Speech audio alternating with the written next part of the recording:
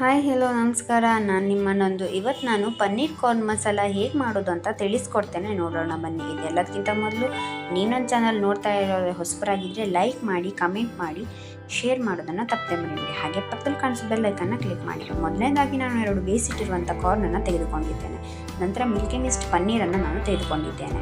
Milky mist ಪನ್ನೀರನ್ನು ನೀವು ಬೇಯಿಸಿ ಇಟ್ಕೊಂಡಿರಿ, ಚಿಕ್ಕ ಚಿಕ್ಕದಾಗಿ ಪೀಸ್ ಮಾಡಿಕೊಂಡು.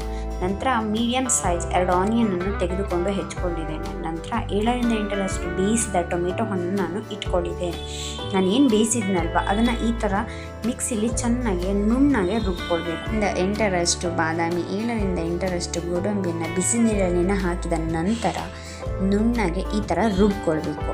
ಅದಾದ ನಂತರ ನಾವು ಏನು ರೆಡಿ ಮಾಡಿಟ್ಟಿದ್ನಲ್ವ ಅದನ್ನು ನೀಟಾಗಿ ಒಂದು ಕಡೆ ಜೋಡಿಸಿಟ್ಟಿರಿ. ಒಂದು ಬಾಣಲೆಗೆ ಆನಿಯನ್, ಸ್ವಲ್ಪ ತುಪ್ಪ, 1 ಚಿಟಿಕೆಯಷ್ಟು ಅರಿಶಿನ, 1 ಸ್ಪೂನ್ ಶುಂಠಿ ಬೆಳ್ಳುಳ್ಳಿ ಪೇಸ್ಟ್ ಹಾಕಿ ಅದು ಬ್ರೌನ್ ಕಲರ್ ಬರೋ ತನಕ ಫ್ರೈ ಮಾಡಿ. ಅದಾದ ನಂತರ ಏನು ಮಿಶ್ರಣ ಮಾಡಿರ್ತೇವೆ ಅದನ್ನು ಅದರೊಳಗೆ ಸೇರಿಸ್ಬಿಡಿ. ನಂತರ 1 spoon garam masala, 1 spoon jeera masala, 1 spoon ಧನಿಯಾ ಮಸಾಲ, ರುಚಿಗೆ ತಕ್ಕಷ್ಟು ಉಪ್ಪು, 1 ಸ್ಪೂನ್ ಅಚ್ಚ ಖಾರದ ಪುಡಿ ಇದನ್ನು ಹಾಕಿ ಚೆನ್ನಾಗಿ ಅದು ಕುದಿ ಬರಬೇಕು. ಅದಾದ ನಂತರ ನಾವು ಪನ್ನೀರನ್ನು ಬೇಯಿಸಿಟ್ಟಿರ್ತೀವಲ್ವ ಅದನ್ನು ಕೂಡ ಅದರಲ್ಲಿ ಆ್ಯಡ್ ಮಾಡಿ ಅದು ಚೆನ್ನಾಗಿ ಕುದಿದ ಮೇಲೆ ಆಫ್ ಮಾಡಿ. ಏನು ಚೆನ್ನಾಗಿ ಬಂದಿದೆ ನೋಡಿ.